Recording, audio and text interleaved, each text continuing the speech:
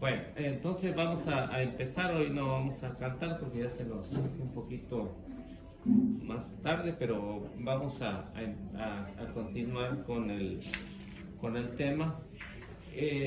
Estamos viendo lo que le hace falta a los hermanos proselitistas, los hermanos protestantes.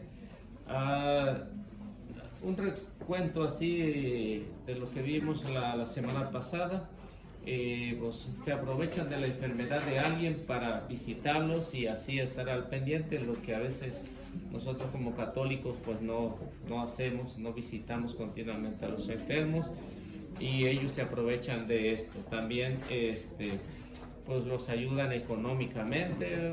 Entonces usan todos los medios para convencer a los hermanos que no conocen casi nada.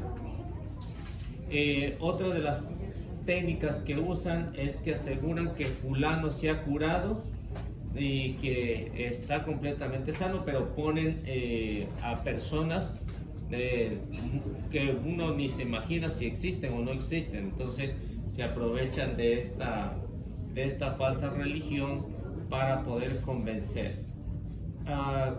Hace años, cuando estaba allá en México y acababa de regresar de las misiones, estaba en mi pueblo y llegó un señor, un pastor de Puerto Rico, diciendo que hacía muchas curaciones y que hacía muchos milagros y que ponía dientes de oro y todo, ¿no? Y entonces, y cuando llegó empezó tenían las bocinas afuera, todo lo que daba, y atacaba mucho a la iglesia, con el purgatorio, con las imágenes, lo atacaba. Y acababa de regresar de las misiones, yo. Y digo, no, pues este es mío. Y me subí hasta arriba. No, pues se me aventaron todos los pastores que estaban ahí, se me aventaron y no me dejaron subir para platicar con él en buena manera. Y hasta la policía llegó, me querían meter a la cárcel y todo ese desorden que se hubo. Entonces se acabó la campaña. Era de 3 días, la cancelaron por este escándalo que hubo ahí. Pero te digo, si se meten con la iglesia, pues yo estoy no para pelear con ellos, sino para dialogar con ellos. Pero en el sí no quisieron, ni uno quiso dialogar conmigo.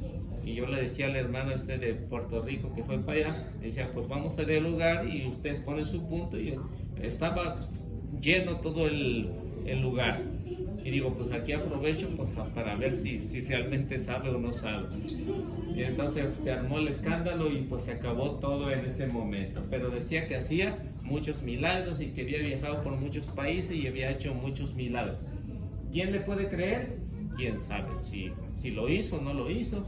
Pues entonces de eso se aprovecha. Y muchos se cambian de la iglesia y se van con ellos por estos supuestos milagros. Así que esta es una falsa religión en el que pues tratan de convencer a las familias para llevársela a sus grupos. En Veracruz pasó un caso de que había una campaña y decía que hacía muchos milagros también un pastor. Y resultó que un taxista llevó a una persona, la llevó a un hotel, y cuando en plena campaña pues salió en silla de ruedas, y el taxista se acordaba de que él lo había llevado y que caminaba bien. Y cuando lo descubrieron, pues mejor se fueron, porque ese no era un milagro, porque el taxista se acordó que él lo había llevado. Y por eso cuando se ve que esto dice, es que un tullido, un paralítico se alivió en una campaña, pero la mayoría de eso es completamente falso. Puede que suceda, ¿cierto? ¿No? Pero cuando se descubre todo esto sucedió ahí en Veracruz, ahí cerquita donde estaba el movimiento, donde se fundó el movimiento Apóstoles de la Palabra. Estábamos por esa ocasión por ahí. Así que son cosas que uno ha visto y que dice, pues realmente pues no sucede esto. Y esto lo habían hecho en otros lugares, pero cuando llegó ahí pues se descubrió que esta persona caminaba y que no estaba tullido. Entonces se aprovechan de esto. Otra de las cosas que sucede es que dice, si usted está tullido, no puede caminar, venga a la campaña y aquí lo vamos a sanar. Y si no sana, es que usted necesita bautizarse otra vez en el río. Y resulta que lo echan al río, pero como está tullido, se ahoga, ¿no? Se ahoga. Y entonces, ¿qué es lo que pasa? Va a decir, es que este hermano no se sanó porque su familia es católica. Entonces, que no tenía fe y que su familia no tenía fe. Entonces, son trucos para poder convencer a las personas, a los hermanos que completamente desconocen de esta técnica de los hermanos separados. Entonces, hay muchas formas, trucos y trampas de los hermanos separados para poder convencer. Y yo lo digo, yo lo he visto, porque la mayoría de mi vida pues la he pasado dialogando, platicando con esto.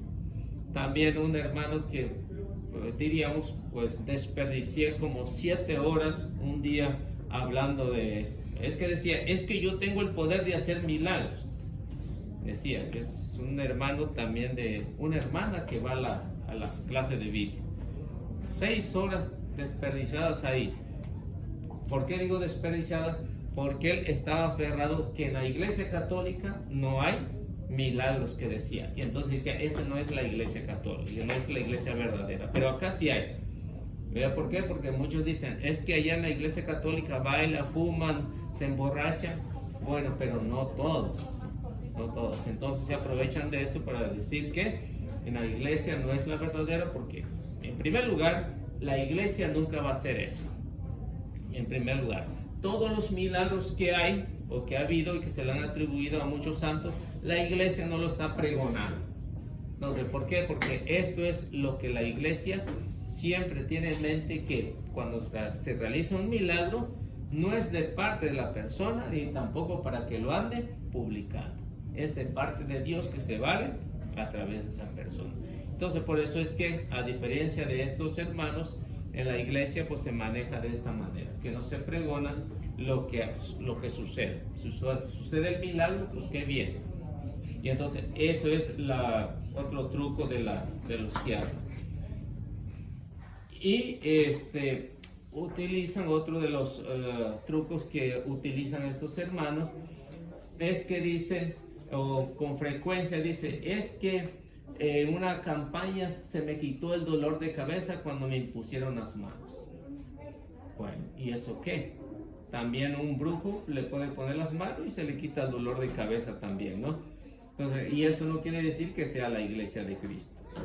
Otra de las cosas que se oye decir, cuando yo era católico, era borracho, era mujeriego, le pegaba a mi mujer y ahora mi mujer me pega. Entonces, ese es uno de los trucos que usan para decir cuando yo era católico. Entonces hay que preguntarse si esta persona realmente era católica o se decía ser católica. Porque una cosa es ser católico y otra cosa es decirse ser católico. Hace tiempo me habló, algunos de los que escuchaban en la radio me habló y dijo, hermano, ¿puede venir a mi casa, a la casa de mi hermana que la están visitando los testigos? Pues cómo no, es mi mero mole, ¿no? Y agarré y fui. No, eso sí, mi respeto para ellos. Llegan a las 6 y dicen a las 6, llegan puntuales. Ni un minuto más ni un minuto menos. No, son muy puntuales. Eso sí, ni qué, no como el católico. Entonces, eso sí. Bueno, pues llegaron, empezamos a platicar y decía la hermanita, es que yo fui ministro de la Eucaristía y cuando yo era católica, pero no había cambio. Ah, bueno, usted se decía ser católica, pero realmente no era católica. No, si yo era católica de hueso colorado. Bueno, vamos a empezar pues a hacerle el examen. A ver, ¿en cuántas partes se divide la misa? Si realmente era ministra, era católica. No, pues no sé. Entonces, ¿cómo dice que era católica si no sabe en cuántas partes se divide la misa? Entonces, es una forma para poder convencer a los demás. ¿Que era ministra? Pues quién sabe, ¿no? ¿Que era católica? Pues ahí quedó al descubierto que no era católica. O al menos me hubiera contestado que se divide en dos partes, pues entonces yo diría, bueno, esta sí, diríamos fue católica. Pero vendría la siguiente pregunta que yo le haría. A ver, ¿por qué el sacerdote quiebra la Eucaristía? ¿Por qué la quiebra? Entonces, si me sabe responder, yo digo, esta sí, realmente era católica.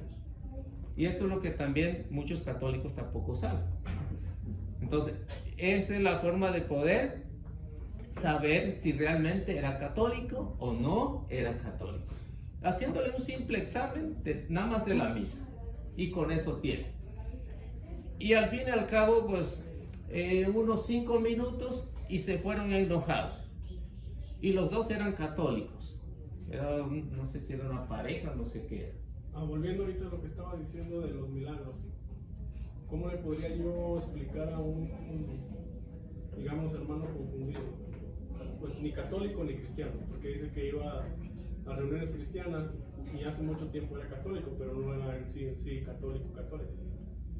Y dice que en esa reunión una vez de verdad sintió cuando le sopló el pastor, que casi lo tumbó. ¿Qué le podría decir yo ahí o qué le podría...? Pues no supe... Ya ve que hay unos que se miran en la tele que los tumban, y otros se desmayan. Y él dijo, te voy a decir una cosa en serio, cuando yo iba a esas reuniones cambié mi forma de ser, dejé muchas cosas. Y en una ocasión que estaba haciendo pues no sé, el pastor una oración, ¿no? Y se me sopló y casi me caigo. Bueno, hay que saber distinguir entre una cosa y otra. Cuando dice, cuando yo iba para allá, hizo un cambio en mi vida. ¿Acaso no hacen eso mismo los alcohólicos anónimos? ¿No? Entonces, no se necesita cambiar de la verdadera iglesia de Cristo, no se necesita cambiar para hacer un cambio en la vida. No se necesita. Ahora, la segunda. Si ustedes ven en la tele o lo que sucede en algunos videos que sucede que el pastor hace así y todos se desparraman, ¿no? Entonces, hay que saber que dentro de los protestantes o muchos de los pastores usan la hipnosis colectiva. Por eso es que nada más le hacen así. No sé si ustedes saben de la hipnosis colectiva. Entonces, si le hacen así, todo se cae. Entonces, hay que saber distinguir si realmente fue de parte del Espíritu Santo o fue algo hecho por el pastor, por la hipnosis. Porque esto sucede y esto lo pone como un milagro de Dios. Y si se dan cuenta y estudian más un poquito de los pastores que han regresado a la iglesia, que han hecho esto, ellos son los que han dicho. No lo ha dicho la iglesia. Los pastores que estaban allá dicen, pues yo usaba la hipnosis colectiva para atraer a los católicos, a la gente ignorante. ¿Cómo es la hipnosis colectiva? La hipnosis colectiva es que te dominan y hacen lo que o haces lo que ellos te dicen. Eso es hipnosis colectiva. ¿Y eso no están conscientes de eso las personas cuando lo está haciendo el pastor? No. Yo tengo una pregunta. Ajá. Me contaron una vez también, yo no fui, pero una persona muy acercada a mí me dijo que había llegado una persona que el pastor había traído a su iglesia y que dijo, vengan, levántense todos los que quieran recibir el don de lenguas. Y dice que se levantó casi toda la iglesia. Y de ahí, supuestamente, empezó a orar y que casi todos recibieron el don de lenguas. Y yo me quedo como nomás así, digo, eso no le he preguntado, pero lo pongo en duda porque ya no va a la iglesia cristiana. Entonces no creo que sigas. Yo digo, si recibes el don del Espíritu Santo, el don de lenguas, es algo que permanece ahí, está contigo, ¿no? No es algo momentáneo, nomás un día. No. En primer lugar, debes saber, por ejemplo, cuando es hipnosis colectiva, haces hablar a personas lo hacen hablar, no sé si puede investigar, cualquiera puede investigar cuando hay una persona que está hipnotizada. Hace y obedece lo que lo hizo, hace lo que quiere con eso. Ahora, si es una oración que diríamos, como en este caso que dice casi todos hablaron en lengua menos ella, ¿no? O sí, también. La persona que lo contó dice Sí, que ella también, que también habló. También. Pero si hay personas que no hablan o que no hablan en lengua, ¿qué es lo que hace el Espíritu Santo? Para los que no entendieron nada. Dice San Pablo, y lo habla en la Biblia, dice San Pablo, que cuando se habla en lenguas, el Espíritu Santo va a poner una persona para interpretarle a las que no hablaron en lengua.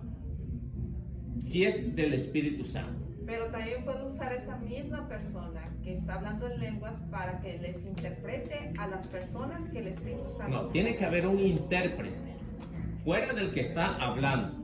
Porque si digo, yo hablo en lenguas y empiezo a hablar un idioma diferente y luego dice, no, pues el Espíritu Santo me está diciendo esto y esto, pero para creerle, entonces tiene que haber una persona de ahí mismo para que diga, esto está diciendo el hermano, o esto dijo el hermano, porque eso es lo que dice la Biblia, ¿no? Eso es lo que dice las Sagradas Escrituras, cuando una persona o varias están hablando en lenguas.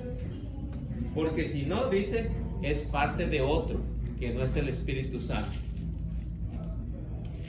Si es del Espíritu Santo, entonces esa misma persona no puede estar interpretando, no puede estar diciendo, hablando y diciendo. sí, ¿Eso sí, no viene de Dios? no viene de Dios, dice San Pablo.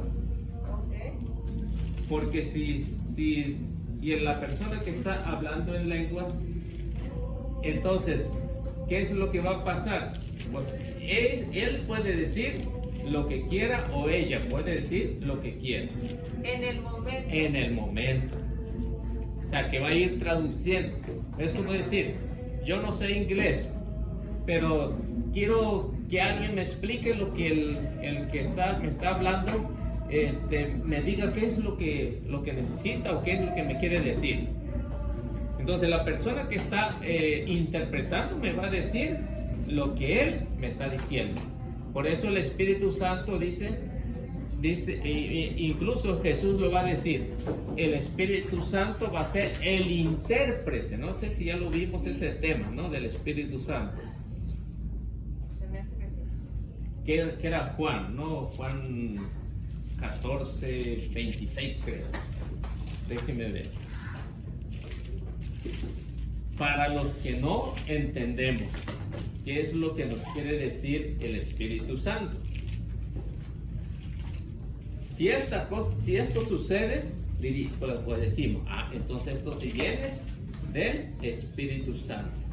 A ver. Sí, es 14, 26. 26, yo pensé.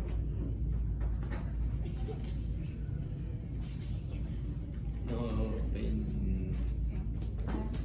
sí, 26, ¿ah? Sí, 26. 14, 26.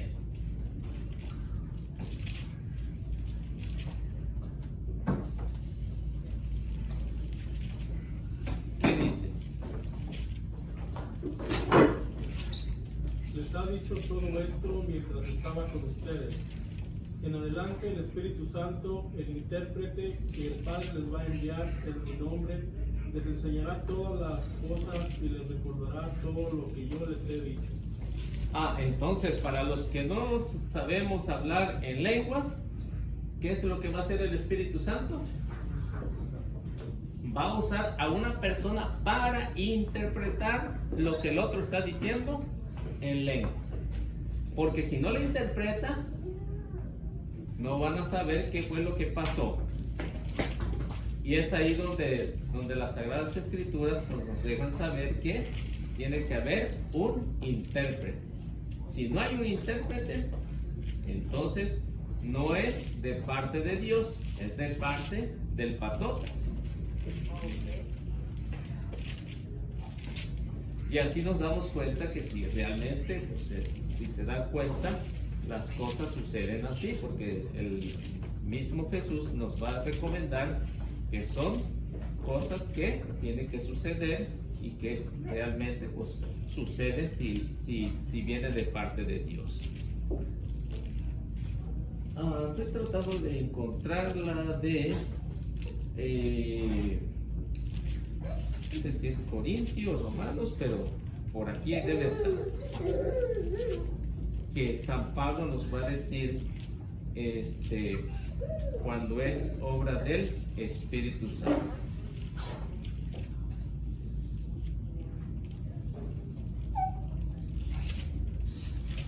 Porque si de esta manera, pues entonces sí, el Espíritu Santo está actuando en la persona.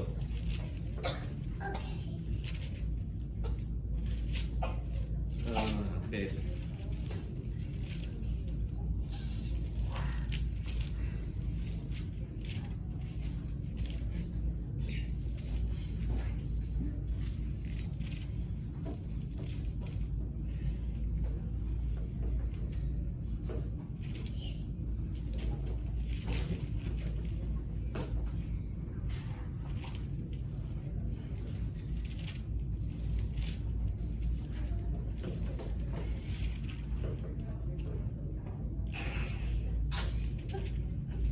Ahora, para los que vamos a ver.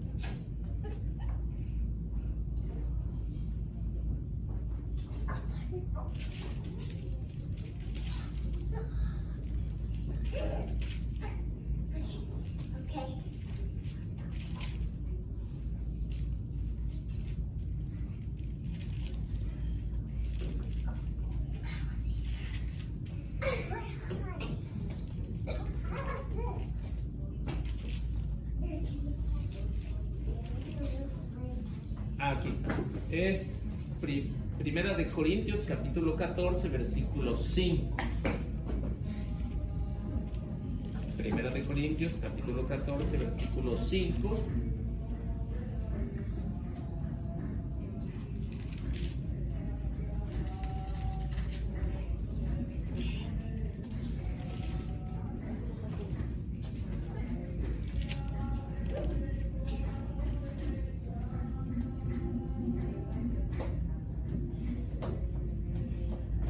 ¿Qué dice?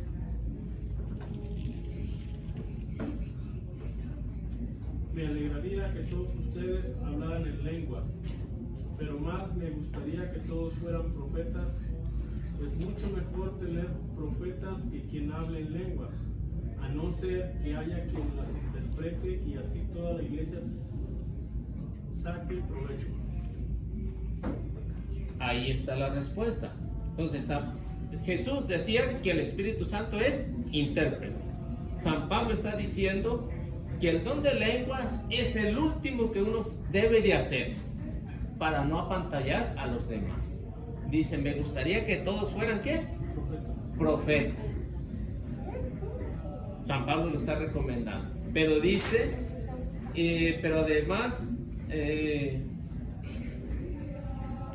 además tiene que haber una persona que las interprete para que no haya ninguna confusión. Entonces, si no se cuestiona esto, si alguien no está entendiendo, entonces quiere decir que no viene de Cristo, porque el Espíritu Santo sabe que una persona se está preguntando qué es lo que está diciendo el que está hablando en lengua. El Espíritu Santo. Y entonces el Espíritu Santo mueve a una persona para decirle, esto está pasando, esto hermano está diciendo esto, y si lo dijo, se tiene que cumplir. Y si no se cumple, entonces no viene del Espíritu Santo, viene de otro lado. ¿Sí? Pero tiene que haber un intérprete. Hay otros textos bíblicos que nos hablan acerca también de esto, pero no recuerdo exactamente, aquí mismo en Corintios, pero ahorita no recuerdo exactamente dónde exactamente está, pero ahí se los dejo de tarea. que San Pablo va a volver a recordar que esto es necesario para edificar a la iglesia. Porque si no se edifica de acuerdo a la interpretación, entonces esto es falso. Bien. Bueno, nos quedamos en que utilizan este medio de testimonios falsos para decir somos la verdadera iglesia de Cristo. Entonces, esto para nosotros que ya conocemos, pues no funciona de esta manera. Y utilizan mucho cuando yo era católico. O sea, no sé, uno o ustedes ya deben de aprender cuando alguien les diga, cuando yo era católico, pues entonces hagan el examen y verán que sí, y ahí se darán cuenta si realmente eran católicos o no eran. Así de sencillo, nada más con la misa. Si eran personas que iban a misa frecuentemente o cuando menos, cada 8 días, pues ya sabrán qué es lo que van a responder. Entonces la misa se divide en 2 partes. Vamos a darle algunas instrucciones a los hermanos separados por si los visitan. La misa se divide en 2 partes. Cuando el sacerdote quiebra la Eucaristía, quiebra el pan, significa que Cristo ha muerto. Y cuando la levanta, la une, significa que Cristo ha resucitado. Entonces, por eso es que uno debe de saber eso como católico. Pero la mayoría de los católicos no lo saben. No lo sabía. No. Entonces, esto es la razón. Entonces, si les dicen, cuando yo era católico, pues entonces, cuando una persona me saca eso, entonces yo le digo, vamos a ver si realmente eres católicos o no eres. Y de esa manera me doy cuenta, con lo más sencillo que pueda haber, de eso los interrogo fácilmente. Bueno, otro de las cosas que pasa dentro del protestantismo, de los grupos proselitistas, es que hay mucha discriminación racial. Yo no sé si ustedes saben o que aquí Estados Unidos está sentado sobre bases protestantes, ¿no? La mayoría son protestantes que vinieron de otro lado, aunque aquí llegaron primero la Iglesia Católica a evangelizar. Fue la primera que llegó a evangelizar aquí. Si ustedes se dan cuenta, ¿por qué aquí en Estados Unidos tiene muchos nombres de santos, no? ¿Quién se los puso? Por los que llegaron a evangelizar aquí, ¿no? Por ejemplo, San Francisco, San Diego. ¿De quiénes son esos santos? De la Iglesia Católica, ¿no? Santa Bárbara, Santa Mónica, San Fernando. Entonces, los que llegaron aquí, pero cuando llegaron más de los protestantes, pues en sí la mayoría se volvió protestante, y es ahí donde los grupos milenaristas, no sé si ustedes han estudiado un poco de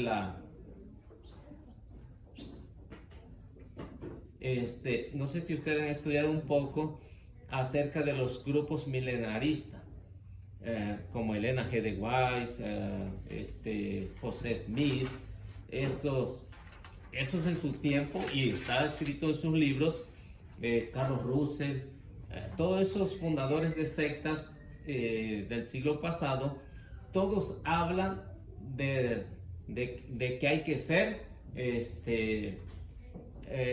¿cómo se llama?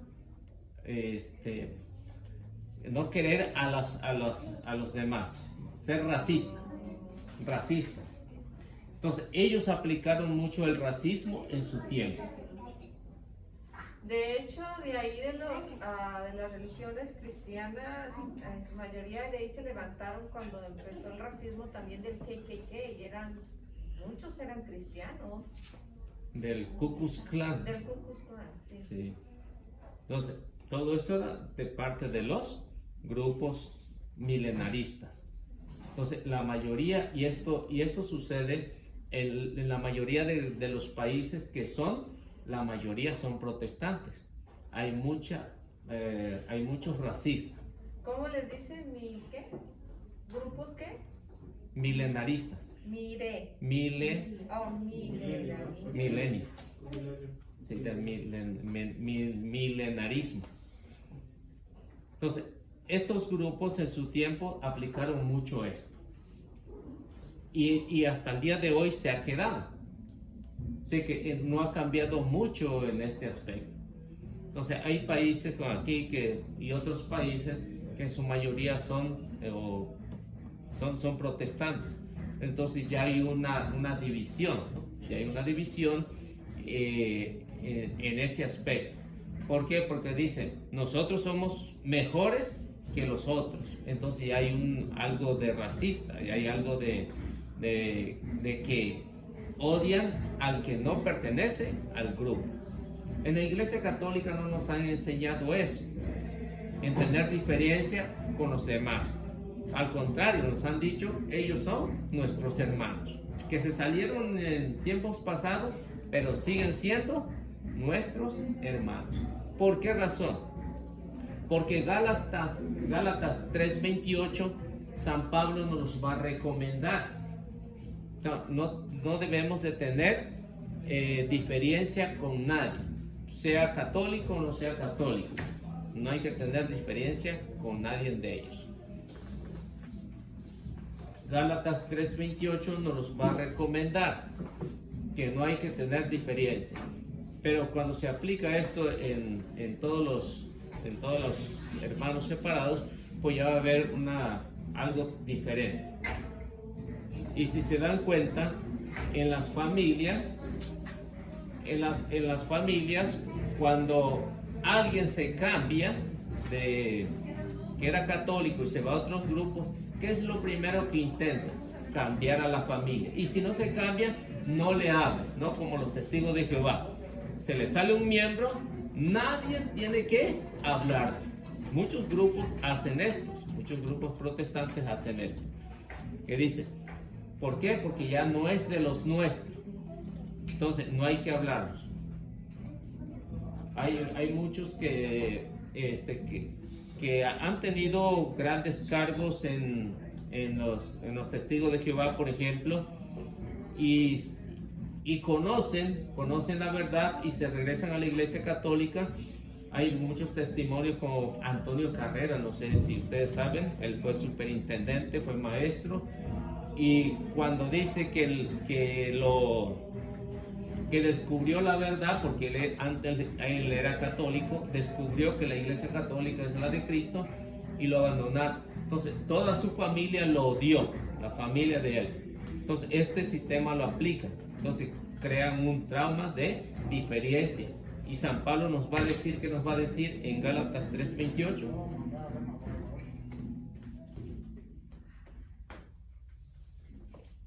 De modo que ya no hay judío, ni griego, ni esclavo, ni libre, ni hombre, ni mujer, ya que todos vosotros sois uno en Cristo Jesús. Entonces San Pablo nos está diciendo que no debemos de discriminar a nadie. Dice, ya no hay diferencia entre quién es judío, quién es griego, quién es hombre o quién es mujer, quién es libre o quién es esclavo. Ya no hay diferencia. Para Cristo dice, todos somos iguales. No hay que tener ninguna discriminación con el que no comparte nuestra fe.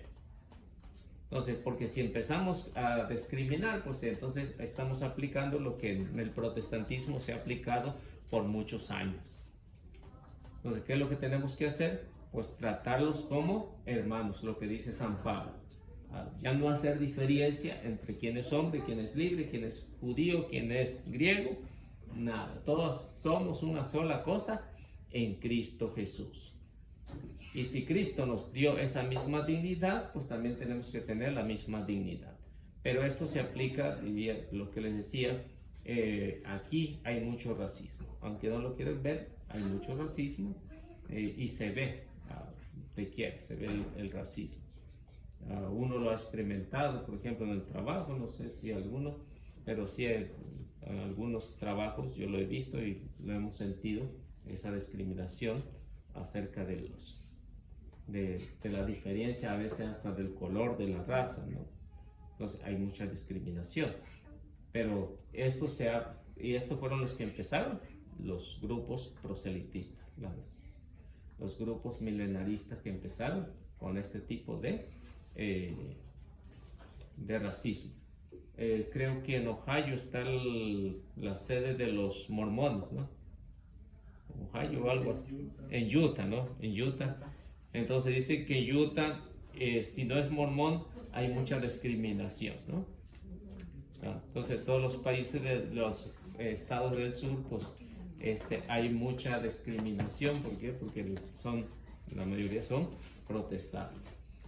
Hechos capítulo 10 versículo 34 nos va a decir también algo semejante con lo que San Pablo nos estaba diciendo o nos dice. Hechos 10, 34 al 35.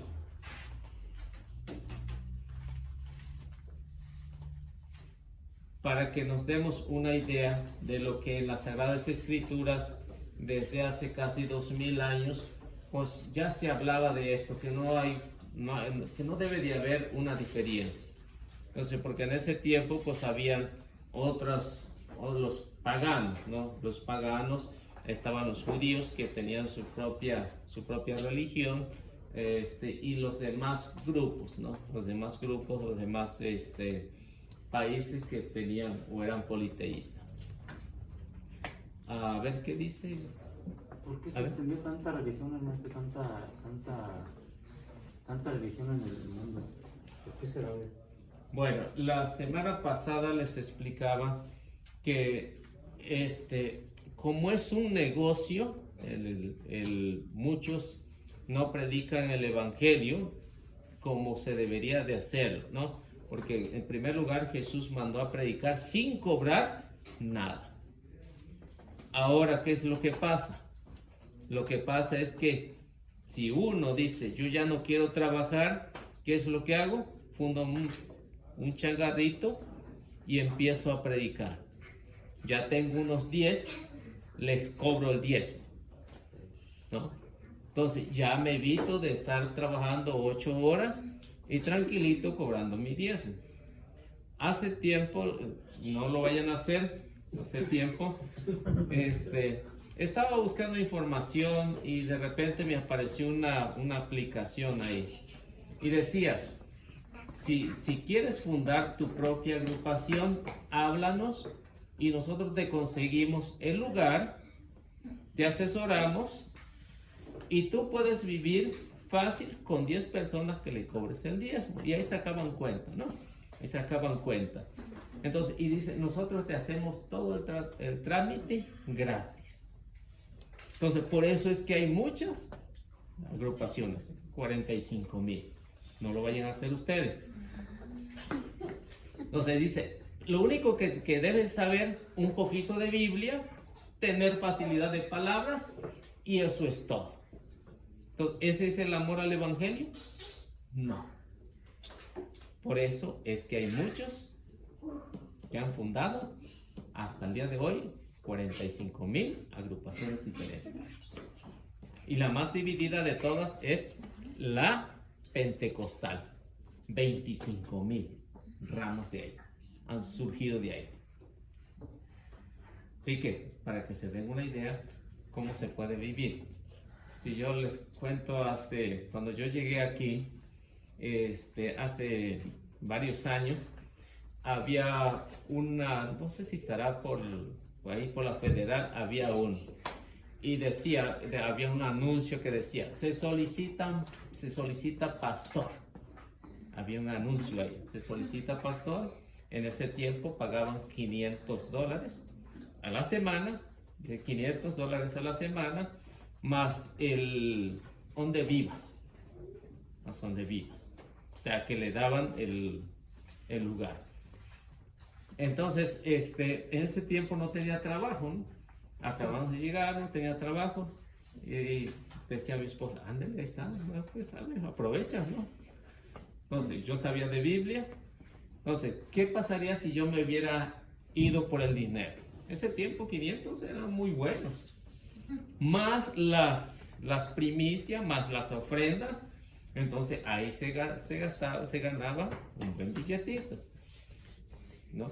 Entonces, ¿qué es lo que iba a hacer? Pues tener una buena casa, un buen carro, ¿no? Y sin trabajar, estaba todo amueblado ahí, ¿no? Eso es fácil de poder fundar pues una secta aquí. Es muy fácil. Vas y la registras y es todo. Y por eso es que ya muchos descubrieron que para qué quemarse 8 horas en el trabajo pudiéndolo hacer en las tardes y sin matarse mucho. Pero se pierde el alma, ¿no? Se pierde el alma. Entonces, ¿qué tal si yo lo hubiera hecho? Mi conciencia no me iba a dejar, porque en primer lugar yo ya sé que Cristo fundó una iglesia. Y lo que San Pablo me iba a recalcar siempre, iba a decir, la religión es un puro negocio. San Pablo a Timoteo, ¿no? Entonces ya la pienso, ¿no? La debe pensar. Pero si yo hubiera querido, pues en ese tiempo hubiera agarrado ese jalecito ahí, ¿no? Ya no, pues no estuviera yo aquí con ustedes, pero como no quise, entonces aquí les sigo. Bueno, entonces, ¿qué quedamos? Hechos 10:24. Sí. Tengo una pregunta. Ajá. Yo tengo que hacer una investigación para mi escuela Ajá. sobre alguna tradición religiosa de cualquier otro país. ¿Cuál me recomienda que haga? Pues podría ser Guatemala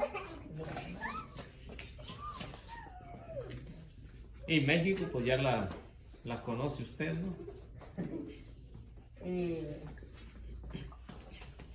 ¿Cuál religión es la más fuerte en Guatemala? Los pentecostales.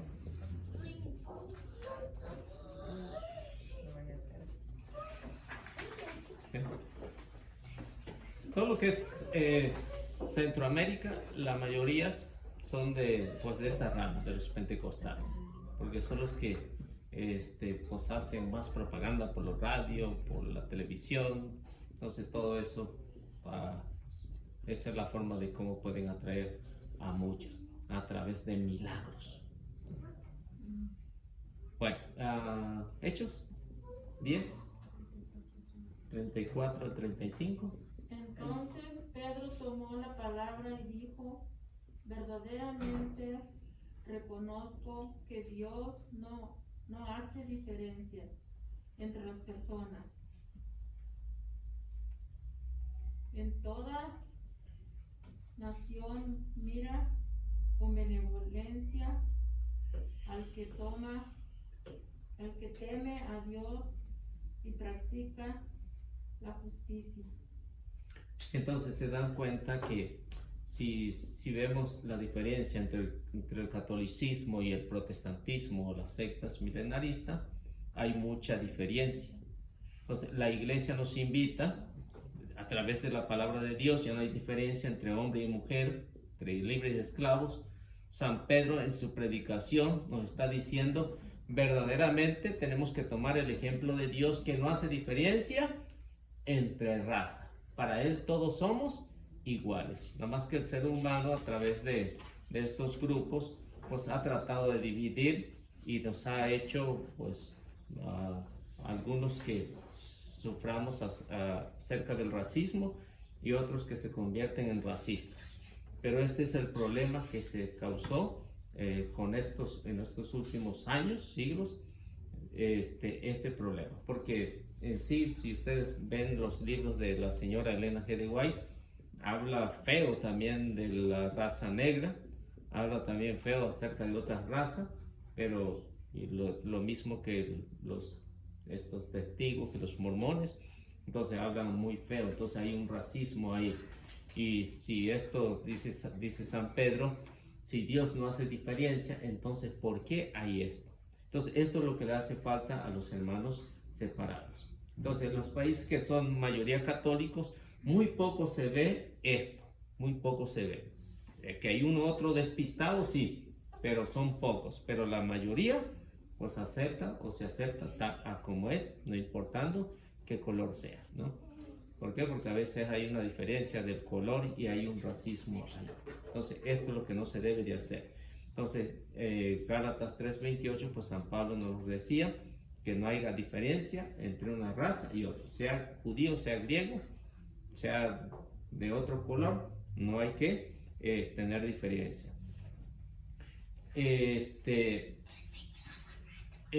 Por ejemplo, aquí en Estados Unidos había un racismo anteriormente acerca de los indios, ¿no? Decía, y tenían un dicho que decía, el mejor indio es el indio muerto. No sé si ustedes sabían, y es un dicho muy famoso, ¿no? Que decía, el mejor indio es el indio muerto. Así que, y eso se aplicó, ¿por qué exterminaron a la mayoría de los indios aquí? Precisamente por esa ideología, de que los indios, en primer lugar, pues no los consideraban como seres humanos, ¿no? Entonces, hubo una gran dificultad aquí y pues atacaron mucho a los indios aquí. Nativos. Nativos, los indios nativos de aquí. Entonces, porque decían, hay que acabar. Y ese sería el mejor, el que se vaya muriendo, el que lo vayamos matando. Por ejemplo, Sudáfrica, son países, hay países con mayoría protestante, y esto también es lo mismo. Entonces, nos deja algo que pensar de estos grupos que realmente pues no buscan el amor de Dios, sino la división, y hacen diferencia entre todo esto. Entonces, esto es lo que le hace falta a los hermanos separados. Otro que le hace falta es el celibato. El celibato, si ellos realmente dicen conocer las Sagradas Escrituras, pero no tienen celibatos, entonces no sirve de nada. ¿Por qué el celibato? Porque es instituido por el mismo Señor en Mateo capítulo 19, versículo 11 hasta el versículo 12. Ahí encontramos por primera vez, por boca de Jesús, aunque antiguamente se practicaba ya el celibato, y los nazireos practicaron mucho el celibato, se quedaban vírgenes. El grupo de los nazireos del Antiguo Testamento, que querían servirle a Dios y se dedicaban a la oración, tanto de hombres como de mujeres. Pero oficialmente, cuando Jesús habló acerca del celibato, pues ya lo habló en Mateo 19, 11 al 12. Ahí lo habló. Por primera vez lo instituyó.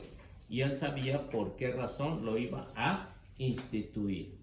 Y que en la iglesia se ha hecho durante estos casi 2000 años que tiene. Entonces le hace falta el celibato a estos grupos. ¿Qué dice? Jesús le contestó, no todos pueden captar lo que acaban de decir, sino aquellos que han recibido este don. Hay hombres que han nacido eunucos, otros fueron mutilados por los hombres, hay otros todavía que se hicieron tales por el reino de los cielos. Entienda el que pueda. Entonces vemos que Jesús instituyó el celibato y que en los grupos no católicos no existe esto. No existe el celibato. Todos dicen, tenemos que casarnos, y todos se casan. Y Pablo también lo dice, ¿no? Lo recomienda en la carta a los Corintios.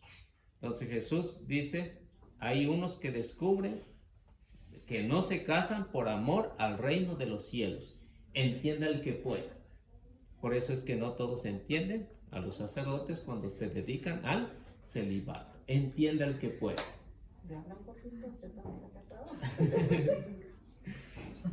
Entienda el que pueda. Entonces Jesús pone los tres hombres que hay en el mundo. Unos que no se casan porque nacen incapacitados, otros que fueron mutilados por los hombres, y el tercero que descarta la posibilidad de casarse por amor al reino de los cielos. Así que hay unas 2, 3 vocaciones, ¿no? Aquí con los míos y con Jorge. Así que ahí están las vocaciones. Y por eso dice, entiende el que puede. Y por eso los protestantes no entienden esto. Porque dicen, ¿por qué los sacerdotes no se casan? Incluso católicos también dicen, ¿no? ¿Por qué los sacerdotes no se casan? Si se casaran fueran más felices. Y eso no es cierto, ¿no? Entonces, si Jesús no se le hubiera ocurrido esta idea, entonces no lo hubiera dicho. Pero como Jesús se le ocurrió esta fabulosa idea de estas personas que no se casan por amor al reino de los cielos, porque es para una misión especial. Yo, cuando alguien me dice, unos protestantes me dicen, o católicos me dicen, es que los sacerdotes se deben de casar. Bueno, si se casaran, ¿a poco iban a tener tiempo para atenderlos a ustedes? Pues no, iban a atender a su familia, ¿no? Entonces, sería como yo, en los tiempos, en las tardes, tiempo libre, pues me dedico a darles las clases, ¿no? Entonces, pero ya más no puedo. ¿Por qué? Porque en primer lugar tengo que trabajar para mantener a la familia. Y luego, si el sacerdote, si se casara y le tocara una fierecilla, ¿qué es lo que iba a pasar? No, No viene a confesar. no iba a venir a confesar. ¿Por qué? Porque si es celosa, si le toca celosa, va a decir, ¿por qué andas confesando a esas viejas? ¿No? Entonces, si le hablan a medianoche que vaya a hacer una unción de los enfermos, ¿qué va a decir la mujer si es celosa? No le va a creer. No le va a creer. Ya te vas a ir con alguna por ahí, por eso es que... No. Entonces, por eso Jesús pensó, y es listo y lo sabe todo, pensó decir, pues mejor que sea célibe para que no haya pretexto. Y mejor evitarse de problemas. ¿Y esa palabra qué significa? Como Que se guarda. una entrega. Sí, una entrega total a Cristo. Por eso llegan a la santidad los sacerdotes. Sí. No. No precisamente por eso. No precisamente por eso. Si fueran casados no llegarían, ¿no? Sí. Sí. Más- Ser santos. Hay gente casada que llega. Hay gente casada. Fíjese que una de las maneras donde usted puede llegar más fácil a hacer es por medio del matrimonio. Sí, porque en el matrimonio ahí tienes que aguantar a la pareja. Por medio del Y para matrimonio, aguantarlo, para que llegue a su santidad. ¿no? Sí. De repente que llega el esposo o la esposa y está de mal humor, tiene que aguantarla, ¿no? Entonces, Dejarse que la volteen. esa es la manera, pues, práctica, como dicen, pues, en el matrimonio, pues, se llega a mártires, ¿no? Sin ser mártir aquí, ¿no? Pero que ha aguantado, ¿no? Y por ejemplo, si un sacerdote falla, peca, ¿lo sacan del sacerdocio o qué pasa? Como que si peca. Digamos que pues, Se le atravesó una catequista por ahí. Ay, no, eso no. Eliseo. Dice que no Porque yo lo he visto. No ustedes, ¿no? Pero hay unas facilotas ahí. No. Se le atravesó una dama. Sí. Se le atravesó La una- secretaria, alguien por ahí. Ajá. En pocas palabras se le atravesó un pellejo, dijo mi abuela. No, o sea que lo sacan si llega, por ejemplo, digamos a fallar con una mujer, lo sacan del sacerdocio. No. No, el sacerdocio es para toda la vida. El sacerdocio es para toda la vida, no se le puede quitar a nadie. Es como el bautismo, no se le puede quitar. Entonces se le puede quitar si no se arrepiente, porque a veces esto suele suceder cuando el sacerdote no está en continua oración, no hace sacrificio, anda viendo la oportunidad de buscar a alguien. Entonces no descubrió bien su vocación en primer lugar, ¿no? Se aventó a lo loco como Martín Lutero, ¿no? Y si no descubrió bien su vocación, pues no se va a esforzar por hacer esto, ¿no? Entonces, si por ejemplo dice, es que pues en un momento de debilidad pues cometí, pues entonces me arrepiento y pues cambia su vida y de ahí en adelante pues va a conservar su celibato, ¿no? Entonces no lo expulsa, ¿no? Diríamos de esa manera, ¿no? Entonces, pero si el sacerdote Sí, en este caso sí diría, pues yo descubrí que mi vocación no es esto y quiero casarme, tiene que pedir un permiso al Papa, una dispensa al Papa, para que le dé la dispensa y pueda casarse. Pero hay otros que no piden y se largan nomás así, ¿no? Entonces, no es que la iglesia los tenga a decir, ya se ordenó sacerdote y pues, y ya, no se va a poder volver a casar. No, si sabe que descubrí mi vocación y... Cuando piden su despensa, ¿pueden seguir sirviendo como diáconos? No, no puede ejercer nada. Ya no puede ejercer. ¿Y el diaconado? No, No. pero no pierde el sacramento del sacerdocio porque es para siempre. O sea, Pero aunque le den la despensa, de todos modos, sus manos siempre van a estar consagradas. sí, siempre va a O sea, estar. siempre va a estar consagrado. Es como el bautismo. Es sacramento que no se puede repetir y no se puede renunciar.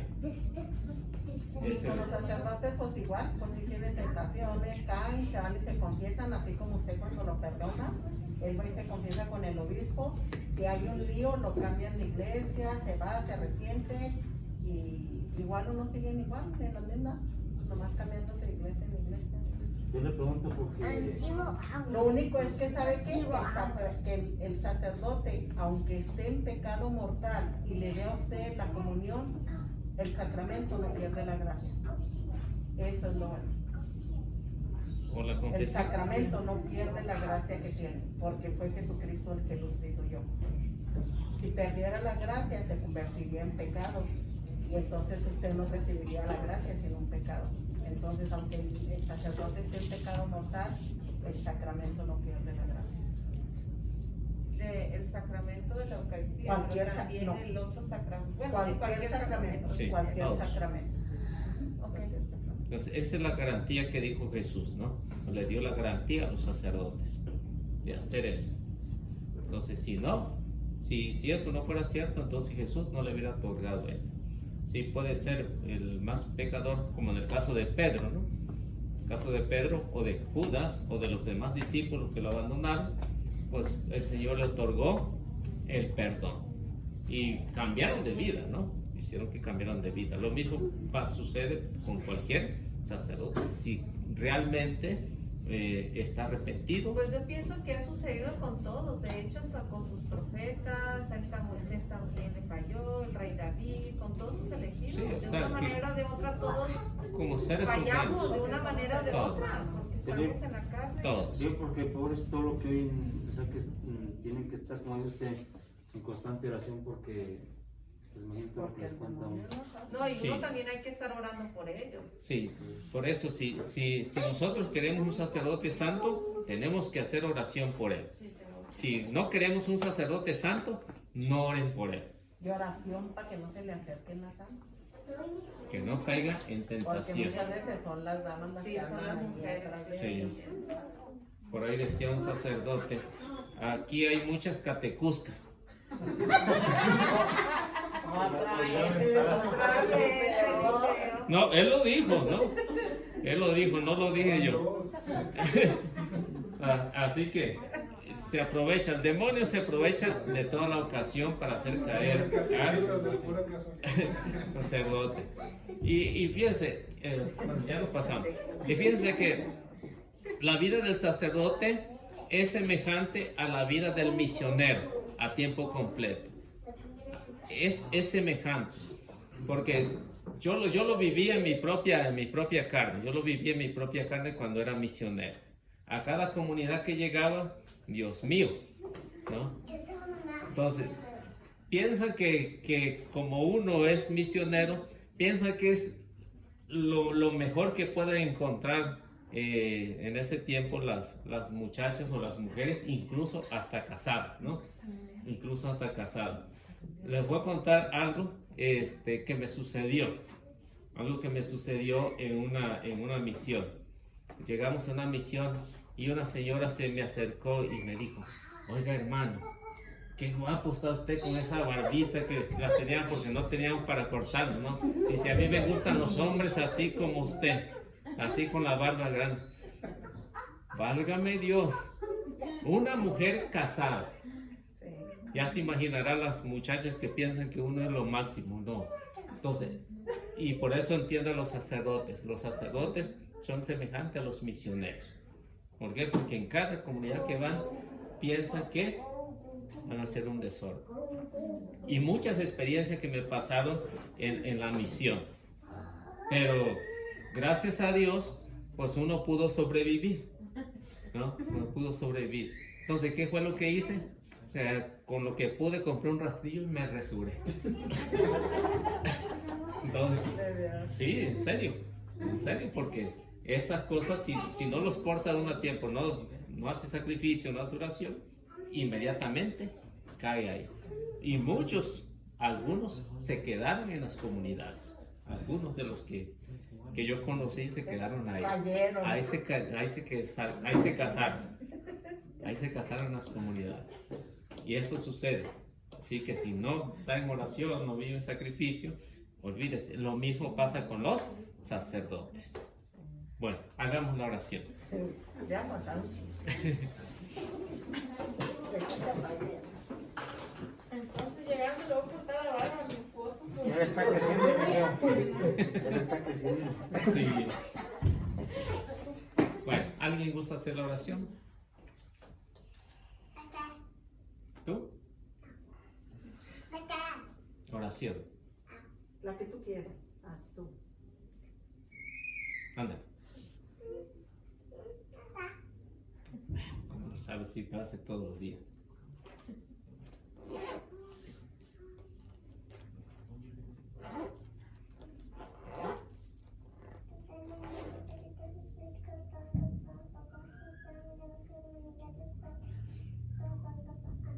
Amén. En el nombre del Padre, del Hijo y del Espíritu Santo. Amén. Bueno, que Dios los bendiga y nuestra Madre Santísima los acompañe. Amén.